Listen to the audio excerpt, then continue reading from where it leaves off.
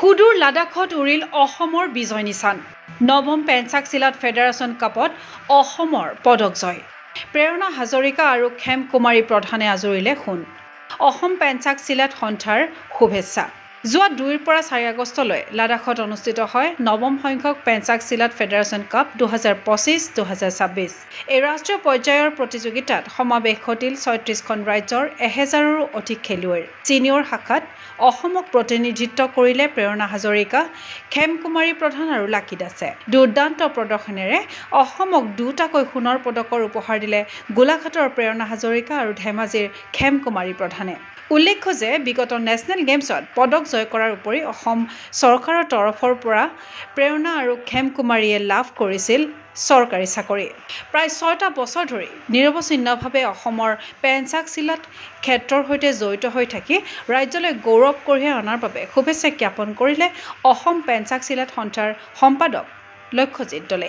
ভাল খবৰ এটা আছে আমাৰ অসম পেঞ্চাক চিলাত এছ'চিয়েশ্যনৰ লগতে সমগ্ৰ অসমবাসীৰ কাৰণে আমাৰ 9th ফেডাৰেশ্যন কাপ 2025 যিটো এইবাৰ লাডাখত হৈছিল, একেবাৰে পাকিস্তানৰ সীমান্তত সুদূৰ লাডাখত গৈ পেলাই আমাৰ 3গৰাকী খেলুৱৈ খেলিবলৈ গৈছিলে ছিনিয়ৰ শাখাত, ছিনিয়ৰ টেণ্ডিং শাখাত ফাইটিঙত। আৰু তাৰ ভিতৰত লাকি দাস, প্ৰেৰণা হাজৰিকা আৰু খেম কুমাৰী প্ৰধান। লাকি দাস সফল নহ'লে তাই শাৰীৰিক কিছুমান অসুবিধাৰ কাৰণে, কিন্তু প্ৰেৰণা হাজৰিকা আৰু খেম কুমাৰী প্ৰধান আমাৰ ধেমাজি কন্যা হয়। নেশ্যনেল গেমছতো পদক অৰ্জন কৰি পেলাই আমাক সকলোকে গৌৰৱান্বিত কৰিছে। প্ৰেৰণা হাজৰিকাও সেই গোলাঘাটৰ হয়, তেওঁ নেশ্যনেল গেমছত পদক অৰ্জন কৰি আমাক সকলোকে গৌৰৱান্বিত কৰিছে।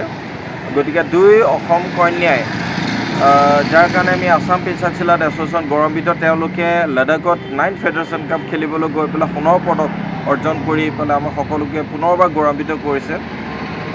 আমি এই আপাহতে আমি তেওঁলোকৰ যি খেলৰ প্ৰতি যি তেওঁলোকৰ ডেডিকেশ্যন এতিয়ালৈকে কণ্টিনিউ আছে। যোৱা আপোনাৰ পেঞ্চাক চিলাতৰ প্ৰায় আৰম্ভণি যোৱা 6 বছৰ কাল তেওঁলোকে পেঞ্চাক চিলাতৰ লগত জড়িত হৈ আছে। আৰু তেওঁলোকৰ নিজৰ এলেকাই নহয়, নিজৰ অঞ্চলবাসী নহয়, অসমবাসীৰ লগতে তেওঁলোকে সমগ্ৰ মানে খেলুৱৈ উৎসাহিত কৰিছে। এইটো এটা খুব ভাল এটা মটিভেশ্যন। ইমান দূৰলৈ খেলিবলৈ গৈছে আৰু তাত সহস্ৰাধিক খেলুৱৈ ভাৰতবৰ্ষৰ 36খন ৰাজ্যৰ প্ৰায় 1000তকৈ অধিক খেলুৱৈ খেলিব গৈছিলে আৰু তেওঁলোকে তাত বিজয় সাব্যস্ত হৈ অসমলৈ গৌৰৱ কঢ়িয়াই আনিছে। গতিকে আপোনালোক সকলোৰে আশীৰ্বাদ আছে। পেঞ্চাক চিলাত এতিয়া বিশ্বৰ আটাইতকৈ অগ্ৰণী এটা মাৰ্চেল আৰ্ট হয়, সমৰকলা হয়। গতিকে আমি আগন্তুক সময়ত আৰু ভাল ৰিজাল্ট কৰিব পাৰিম বুলি আমি সকলোকে আশা ৰাখিছোঁ। নৱম সংখ্যক পেঞ্চাক চিলাত ফেডাৰেশ্যন কাপত ITBP, হাৰিয়ানা, CISF, পুডুচেৰী আৰু কাশ্মীৰৰ সৈতে খেলি সোণৰ পদক দখল কৰে অসমৰ খেম কুমাৰী প্ৰধানে। পদক জয় কৰাৰ পাছত প্ৰশিক্ষক ওম কুমাৰ চেত্ৰী আৰু অসম পেঞ্চাক চিলাত সন্থাক কৃতজ্ঞতা জনালে ধেমাজিৰ খেম কুমাৰী প্ৰধানে। হয়, নমস্কাৰ, মোৰ নাম খেম কুমাৰী প্ৰধান আৰু মই 9th পেঞ্চাক চিলাত ফেডাৰেশ্যন কাপ 2025 যোনটো লে লাডাখত হৈছিলে তাত মই পাৰ্টিচিপেট কৰিছোঁ আৰু তাত মই গ'ল্ড মেডেল ল'বলৈ সক্ষম হৈছোঁ। 1000+ প্লেয়াৰ্ছ আছিলে আৰু খেলটো ইমানেই টাফ হৈছিলে যে তাত পৰিৱেশো বেলেগ, ইয়াত আমাৰ অসমতকৈ তাত পৰিৱেশ বেলেগ। মোৰ ফাৰ্ষ্ট ৰাউণ্ড আছিলে ITBP লগত, তাৰপাছত হাৰিয়ানা CISF লগত, তাৰপাছত আছিলে পুডুচেৰীৰ লগত, তাৰপাছত মোৰ ফাইনেল মেটচ আছিলে কাশ্মীৰৰ লগত। সেইটোৱে মই 6টা খেলি পিনে মই গ'ল্ড মেডেল ল'বলৈ সক্ষম হৈছোঁ। হয়, অসম পেঞ্চাক চিলাত এছ'চিয়েশ্যনক মই বহুত ধন্যবাদ জ্ঞাপন কৰিছোঁ যে আমাক ইমান দূৰলৈ মানে ইমান ছাপোৰ্ট কৰি আছে, মানে ফোনো কৰি সুধি আছে যে কি হৈছে কি নাই হোৱা। আমাক বহুত সহায় কৰিছে, যোনটো যি গেমছ আহে তাৰ কাৰণে ট্ৰেইনিং বা যিয়ে হওক। মোৰ কোচ ওম চন্দ্ৰ ছেত্ৰী ছাৰকো মই বহুত ধন্যবাদ জ্ঞাপন কৰিছোঁ, সিয়ে মোক মানে ইমান ভৰসা কৰি মানে মোক প্ৰেক্টিছত ইমান ট্ৰেইনিং দি মোক ইমান আগবঢ়াবলৈ সক্ষম হৈছে। হয়, মই চৰকাৰী চাকৰিও কৰি আছোঁ, কিন্তু আমাৰ স্পৰ্টছ কোটাৰ পৰা পোৱা চাকৰি যোনটো হেমন্ত বিশ্ব শৰ্মা ছাৰে আমাক গুৱাহাটীত মাতি দিছে, যোনটো 37 নেশ্যনেল গেমছত আমি গ'ল্ড মেডেল পাই চাকৰি ল'বলৈ সক্ষম হৈছিলোঁ।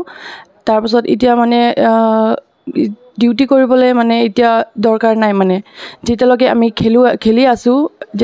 খেলি আছোঁ আৰু অসম চৰকাৰৰ কাৰণে মানে মেডেল আনি আছোঁ, তেতিয়ালৈকে আমি খেলিব নালাগে। যেতিয়াৰ পৰা আমি মানে খেলিব বাদ দিম যে আমি খেলিব নোৱাৰোঁ আৰু বুলি, তেতিয়াৰ পৰা আমি নিজৰ জবটো জইন কৰিব লাগিব। মানে প্ৰেক্টিছ মই নিজৰ ক্লাবতে কৰিছিলোঁ, চিলাপথাৰত 2 নং নামক চিলাপথাৰত যে ওম চন্দ্ৰ চেত্ৰী ছাৰ, মোৰ নিজৰ ছাৰে মোক প্ৰেক্টিছ কৰাইছিলে আৰু বহুত সহায় কৰিছে ছাৰ মোক।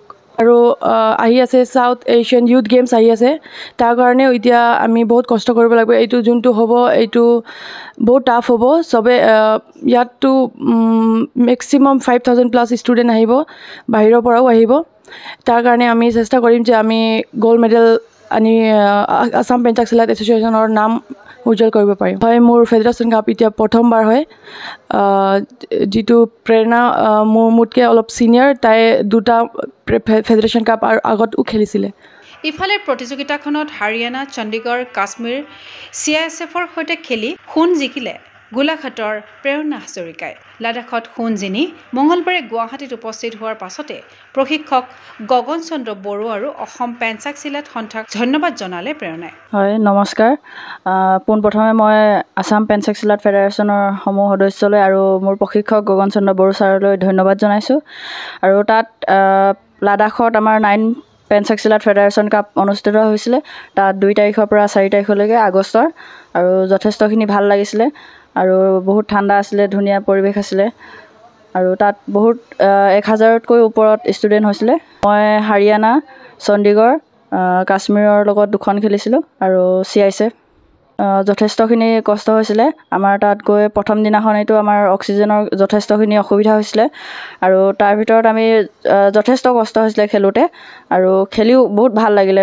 পৰিৱেশটো বহুত ঠাণ্ডা আছিলে আৰু বহুত চাবলগীয়া জেগা আছিলে, ভাল লাগিলে। আমি ফ্লাইটৰ যোগেদি গৈছিলোঁ। আমি 31 তাৰিখে ইয়াৰ পৰা গৈছিলোঁ আৰু আজি 5 তাৰিখে আমি ঘূৰি আহি পাইছোঁ। অসমৰ পৰা 3জন গৈছিলোঁ, লাকী দাস, খেম কুমাৰী প্ৰধান আৰু মই টেণ্ডিং শাখাত 55 to 60 কেটেগৰীত, আৰু মই তাত স্বৰ্ণ পদক ল'বলৈ সক্ষম হৈছোঁ। যোৱা আগমুহূৰ্তত আমি আমাৰ প্ৰশিক্ষক গগন চন্দ্ৰ বড়ো ছাৰে যথেষ্টখিনি কষ্ট কৰিছিলে, প্ৰেক্টিছ দি আছিলে। তেখেতে কেনেধৰণে কি কৰিব লাগে টেকনিক শিকাইছিলে, আৰু সেইমতে আমি প্ৰেক্টিছ কৰিছিলোঁ।